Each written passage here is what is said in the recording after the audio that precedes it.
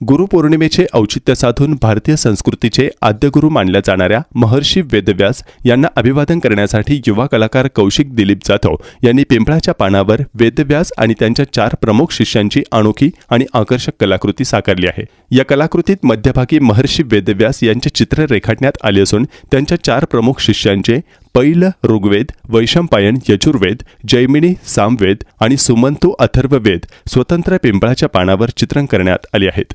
प्रत्येक शिष्याने आपल्या वेद परंपरेचा प्रसार करून भारतीय ज्ञानसंस्कृतीचा अमूल्य वारसा जपला, हा संदेश या कलाकृतीतून प्रभावीपणे मांडण्यात आला आहे। भारतीय परंपरेत पिंपळाचे झाड ज्ञान, अध्यात्म, पवित्रता आणि चिरंतनतेचे प्रतीक मानले जाते।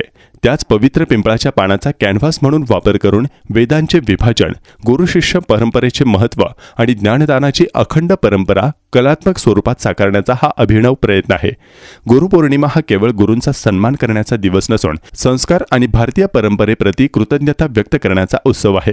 ही कलाकृती त्या भावनेला साजेशी असून भारतीय संस्कृतीची समृद्ध परंपरा नव्या पिढीपर्यंत पोहोचविण्याचा एक प्रामाणिक प्रयत्न आहे।